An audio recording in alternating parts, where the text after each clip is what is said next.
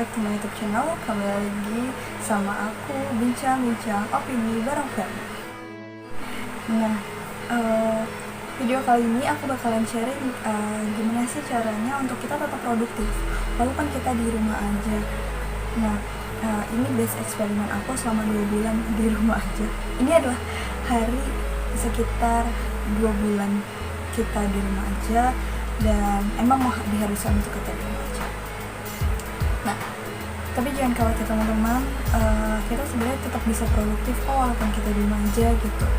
Ya mungkin ini 2 bulan kalian udah terbiasa dengan 2 bulan di rumah aja, kalian nggak ke kantor, kalian nggak kuliah di luar atau belajar di luar gitu. Tapi emang tantangannya satu sih, kita jadi kayak merasa banyak yang berantakan waktunya, atau jadi lebih sering rebahan gitu. Tapi kali ini aku pengen sharing ke kalian gimana sih aku untuk menghadapi, untuk tidak rebahan terus, untuk tetap menjalankan produktivitas aku. Nah, yang pertama adalah aku emang punya time management seperti ini. Aku memperbaiki time management aku dengan aku membuat lingkaran ini. Ini adalah kebiasaan aku tiap harinya. Enggak pasti sih, tapi ini yang paling sering. Biasanya aku harusnya tidur aku ada jadwal kayak misalnya jam 11 malam sampai jam 4 aku ngapain tidur, ini ada waktu tidur kok.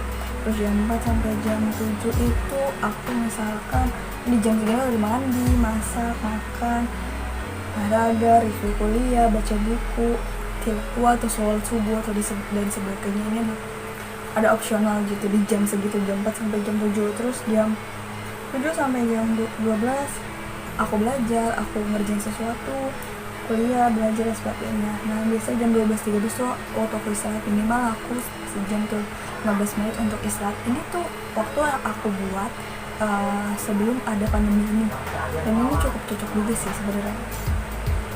Hanya dilangin sih jam untuk berangkat kuliah, mungkin itu aku ganti jadi baca buku dan sebagainya.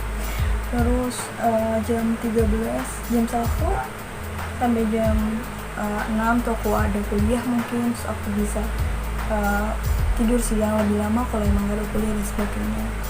Terus habis itu bisa malam aku ngapain, makan. Aku juga tentunya di sini aku jadwalin kapan aku harus refreshing, kayak nonton film, kayak gambar, kayak melukis, dan olahraga aku jadwalin di sini. Tentunya hobi-hobiku yang aku suka tetap aku jadwalin. Kenapa? Karena menurutku itu penting dan menjadikan besokannya harinya kita tetap ceria dan gak terlalu stres. Walaupun realitanya emang kadang emang enggak sih, tapi kalian bisa banget cobain karena cukup efektif banget untuk aku. Ini aku udah 4 bulanan aku pakai ini, baru sih kalau yang ini.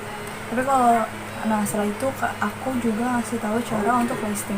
Nah, biasanya aku kalau listing ini di sini, ini adalah aku nyatet di sticky note dan ditempel, itu adalah waktu perencana per hari. Nah, itu jam segini aku ngapain, ini lebih rincinya di sini.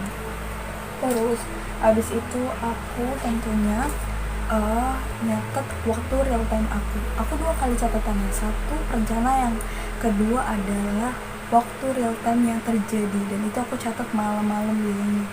Aku catat hari ini udah ngelakuin apa aja, aku jam segini ngapain, nah baru aku nyatet rencana di sticky note tadi. Nah, ini aku nyatet di buku ini kalian bisa catat di buku mana aja, karena ini aku juga jujur ini bukan buku kayak daily activity gitu loh. Ini buku biasa aja, catatan buku. Nah, karena di space kosong, aku tuh kayak buat kotak-kotak kayak gini. Nah, ini adalah jadwal real time aku gitu. Terus aku juga punya rencana mingguan. Nah, rencana mingguan ini biasanya aku tulisnya pointers. Nah, kalian juga nggak apa-apa kalau misalkan kalian buat rencana 1 minggu itu lebih baik secara rinci gitu. Tapi aku masih pointers aja. Jadi pointers itu udah masuk, misalkan aku punya jadwal kuliah di hari apa, tanggal berapa. Terus aku punya deadline kerjaan, atau aku punya acara, meeting dan sebagainya. Aku punya meeting sama ini. Jadi kayak pointers gitu, kayak gini. Ini aku bikin kotak-kotak sendiri aja. Kalian bisa banget kok di HVS lah atau di apa gitu. karena lumayan lebih ngirit sih sebenarnya. Ekonomi banget. Terus dan aku biasanya kalau misalkan kelupaan gitu gini, aku nyatet di Google Calendar. Nah, mungkin itu aja yang aku bisa share ke kalian, cara aku memanage waktu aku selama aku di rumah aja. Itu cukup efektif banget. Itu emang aku pakai biasanya emang sebelum di rumah, tapi setelah di rumah aja aku lebih rajin untuk nyatet. Jadi kayak biar nggak kebingungan buat besoknya harus ngelakuin apapun gitu. Dan jangan lupa ketika kalian membuat itu, kalian juga harus jadwalin kapan kalian harus menghibur diri kalian, entah kalian olahraga, entah kalian nonton film dan sebagainya, karena itu penting banget. Karena di masa pandemi ini pasti kalian juga stres dan bingung juga. Kalian yang tadinya harus bisa keluar, kalian stres bisa keluar ngobrol bareng sama teman-teman, kalian harus di rumah aja. Dan jangan lupa juga kalian jadwalin kapan kalian telepon sama teman kalian untuk cerita-cerita, karena itu penting banget buat kalian. So buat kalian, thank you so much. Itu aja yang bisa aku bagi cara untuk memanajemen waktu kalian agar kalian tetap produktif. Thank you so much, dan jangan lupa like, comment, dan subscribe.